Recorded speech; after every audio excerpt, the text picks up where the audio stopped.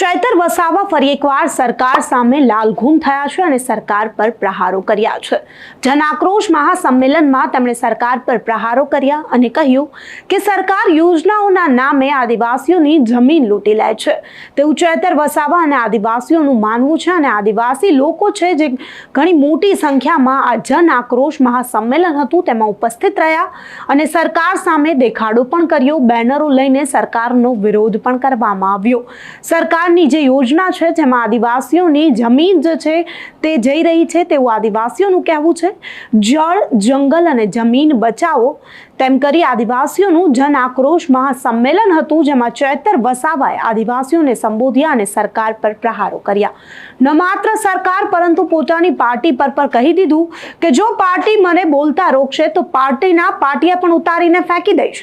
સાંભળીએ ચૈતર વસાવાને કે સરકાર પર પ્રહાર કરતા અને પોતાની પાર્ટીને પણ ન છોડતા તેમણે વધુમાં શું કહ્યું। વસનારો આદિવાસી સમાજ એ સભ્યતામાંથી આપણે આવીએ છીએ। એ હું નથી કહેતો, એ ઇતિહાસકારો કહે છે। તમે જોઈ લો, તમે હડપ્પાની સંસ્કૃતિની વાત આવે એમાં આપણા અવશેષો મળે છે। મેસોપોટેમિયા સંસ્કૃતિની વાત આવે એમાં આદિવાસીના સભ્યતા અને અવશેષો મળે છે। એ સભ્યતા અને સંસ્કૃતિ એ સમાજમાંથી આવીએ છે। ત્યારે જે લોકો આ વિસ્તારમાં અભયારણ્ય લઈને આવ્યા છે, જે લોકો આ વિસ્તારમાં સોલાર પ્રોજેક્ટ લઈને આવ્યા છે, ત્યારે અભયારણ્ય લાવનારા એ જંગલ ખાતા વાળાને પણ હું કહેવા માંગુ છું, આ જમીનો આદિ અનાદિ કાળથી વસનારા અમારા આદિવાસી પૂર્વજોની જમીનો છે। તમારું જંગલ ખાતું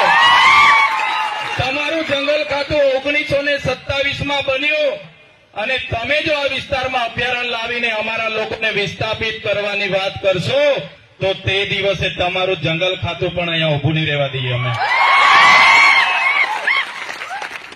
જયારે ઉકાઈ ડેમ બનતો હતો ત્યારે આપણા લોકોની ગામડા ખાલી કર્યા। નર્મદા ડેમ હોય, ગડાના ડેમ હોય, પાનમ ડેમ હોય, તમામ ડેમો વખતે ગામડા ખાલી કરી આપ્યા છે। રોડ આવે, હાઈવે આવે, સરકારી આવાસો આવે, નવી પરિયોજના આવે, એક કાકરાપાળ હોય, સ્ટેચ્યુ ઓફ યુનિટી હોય, જ્યાં પણ સરકારને જરૂર પડી છે, જ્યાં પણ દેશના વિકાસ માટે આદિવાસીનો ભોગ લેવામાં આવ્યો છે, આદિવાસીએ પોતાનો ભોગ આપ્યો છે। ત્યારે આજે સોલાર પ્રોજેક્ટના નામે જે આપણો આદિવાસી ત્યાં પોતાનું જીવન ધોરણ જીવે છે, એ માછલી પકડવાની પ્રવૃત્તિ એ સરકારી મંડળીઓ ઉપર જયારે તરાપ મારવાની વાત આવે ત્યારે તમને અમે આશ્વાસન આપવા માટે આવ્યા છે, તમે એકલા નથી। એ દિવસે ખાલી અહીંથી આહવાન કરજો, અમે ડેડિયાપાડા તો ખરા જ, અંબાજીથી ઉમરગામ સુધીના આદિવાસીઓ ક્યાર સુધી વિસ્થાપિત થશું? આજે પૂરા દેશમાં 1,40,00,000 આદિવાસીઓ આજે ભટકે છે જુદા જુદા પ્રોજેક્ટોના નામે। આજે 1,40,00,000 લોકોને પોતાના ગામ, પોતાના સમાજ, પોતાના સંસ્કૃતિથી છીન ભીન થઈ જવું પડ્યું છે। આજે આપણા વિકાસની વાત આવે ત્યારે આ સરકાર, મૂંગી સરકાર સાંભળતી નથી, પણ આદિવાસીઓના ભોગે ઉદ્યોગપતિઓના વિકાસમાં સરકાર માને છે। ત્યારે સાથીઓ, એક થવાની જરૂર છે। આજે તમારો વારો છે, વ્યારાવાળાનો વારો આવશે આવનારા દિવસોમાં, કેવડિયાવાળાનો, માલ સામોટ હોય, સાપુતારા હોય, જે પણ પ્રોજેક્ટો આવે છે,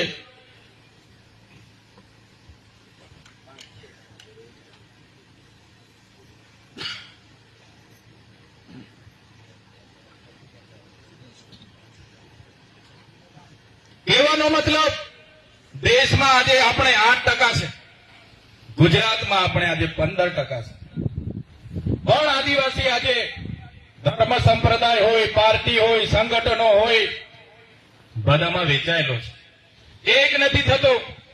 ઘણીવાર એવું થાય છે કે આજે સોનગઢવાળાનો વારો છે, એ લોકો એમના પર આવશે, એ લોકો જાણે આપણે નથી જવું। ક્યારેક એવું થાય છે કેવડિયાવાળા જાણે, ક્યારેક એવું થાય કે વ્યારાવાળા જાણે, પણ આપણે સ્ટેચ્યુ ઓફ યુનિટી માટે જમીન સંપાદન થતી હોય, ઉકાઈ માટે લડવું હોય કે વ્યારાની હોસ્પિટલ માટે લડવું હોય, આપણે બધાએ એક થઈને લડવું પડશે. ત્યારે જ આ સરકારને આપણે અહીંથી ખદેડીને રહીશું, નહીં તો આવનારા દિવસોમાં બિસ્તરા પોટલા લઈને મજૂરી માટે તૈયાર થઈ જવું પડશે. સાથીઓ, આજે બધા આગેવાનોએ લિસ્ટ બતાવ્યું. સાચી વાત છે, ઘણી જગ્યાએ અમે આનંદભાઈ પટેલ અને બીજા સાથીઓ સાથે અનેક આંદોલનોમાં ભેગા થઈએ તો લોકો અમને ફરિયાદો કરે, પણ જે લોકો નથી આવતા એમને કોઈ પૂછવા માટે તૈયાર નથી. ત્યારે જે સ્થાનિક લોકો આપણા જાતિના સર્ટી પરથી ચૂંટાઈને જાય છે, આપણું પ્રતિનિધિત્વ કરવા માટે આપણે વિધાનસભા અને લોકસભામાં મોકલીએ છીએ, પણ આપણું પ્રતિનિધિત્વ કરવાને બદલે પાર્ટી વશ થઈને જાય છે. ત્યારે એવા લોકોને પણ ઓળખવાની જરૂર છે.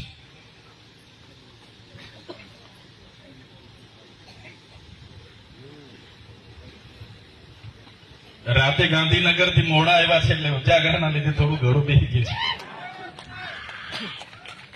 કાલે વ્યારાનું આમંત્રણ હતું. આનંદભાઈ પટેલ સાહેબ અને મને બહુ જ આગ્રહ કરતા હતા, પણ વિધાનસભાના સત્રની સાથે સાથે ટ્રાઇબલ એડવાઇઝરી કમિટીની પણ સાંજે બેઠક હતી, સાથે સાથે અત્યાચાર નિવારણની પણ આજે બેઠક હતી, તકેદારી અને મોનિટરિંગની. એટલે મોડા ગયા, એટલે થોડા ગળામાં પણ પ્રોબ્લેમ છે, મને માફ કરજો. પણ અમે તમારી સાથે છે. તમે જ્યાં પણ આહવાન કરશો ત્યાં અમે અમારી પૂરી સેના સાથે તમારી સાથે આવીને ઉભા રહીશું. ક્યાં સુધી આઝાદીના અમૃત મહોત્સવ એક બાજુ થાય છે, એક બાજુ આપણે શિક્ષણ માટે લડીએ, પીવાના પાણી માટે લડીએ, રસ્તા માટે લડીએ. એ લોકોના દિવસે ને દિવસે વિકાસ થતો છે અને આદિવાસી દિવસે ને દિવસે આજે બેઘર થતો જાય છે. એટલે વધારે વિશેષ નથી કહેતો, પણ અમે તમારી સાથે છે. જ્યાં પણ જરૂર પડશે આદિવાસી સમાજ યાદ કરશે. અમે પક્ષ પાર્ટી ભૂલીને પણ આદિવાસી સમાજ માટે લડતા રહીશું અને આવનારા દિવસોમાં લડીશું. અમે જે પણ પાર્ટીઓમાં છે એ પાર્ટીઓ વાળા કદાચ ક્યારેક એવું કહી દે કે તમે આદિવાસી સમાજનું બોલો છો એ નહીં બોલવાનું, તે દિવસે સૌથી પહેલા પાર્ટીઓના પાટિયા પણ અમે ઉતારીને મૂકી દઈશું. સમાજ એ સર્વોપરી છે. આદિવાસીના જાતિના દાખલા પરથી અમે ચૂંટાઈએ છીએ. જે દિવસે કોઈ પણ પાર્ટી અમને ટિકિટ આપી દે, અમે ફોર્મ ભરી દઈએ, પણ જાતિનો દાખલો નહીં મૂકીએ, તે દિવસે અમે અમારું. તો ચેતર વસાવાએ ન માત્ર સરકાર પરંતુ આ વખતે પાર્ટીના પાટિયા ઉતારીને ફેંકી દેવાની પણ વાત કરી છે. આ વાત સાથે તમે કેટલા સહમત છો? શું સરકાર ચેતર વસાવાની આ માંગણી સ્વીકારશે? અને ચેતર વસાવાએ જે સરકાર પર આક્ષેપો કર્યા છે જે સાચા છે કે ખોટા? તમારું શું માનવું છે અમને કમેન્ટ કરી ચોક્કસથી જણાવજો. તથા અમારી ચેનલ નિર્ભય ન્યૂઝને લાઇક, શેર અને સબસ્ક્રાઇબ કરવાનું ભૂલશો નહીં. આભાર.